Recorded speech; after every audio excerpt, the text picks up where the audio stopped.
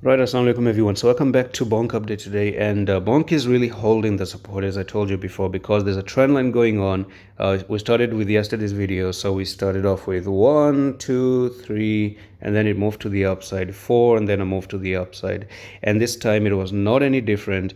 And then we saw a move down and another big, huge support right there. So even I actually shared this on Discord that Bonk is giving us a huge hint. And if I want you to be a part of Discord, okay, there's no exception. I want you to be a part of this. I'm sharing great value, especially if you're into crypto. You must be a part of Discord because there are some few images and some few posts that I actually do share which can only be posted on Discord, and it's totally free for you to join. Up in the comment section you're going to see the invitation link. Click the invitation link and you're going to be entered. It's just simple as that.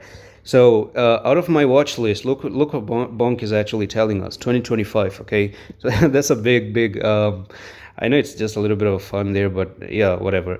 Now the next thing that I do expect here is that we see Bonk slowly starting to go back up to this upper trend line, and that's going to be a price move of 3091. So I do expect that we may see Bonk making it all the way up for maybe a 57 or 55% move to the upside.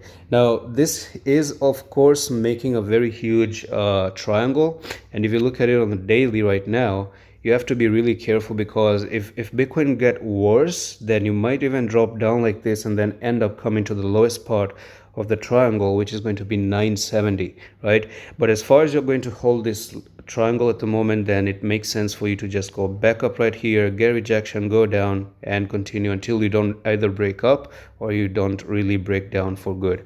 And that's all for the video, just a quick one, and I'm going to see you the next one. Love is.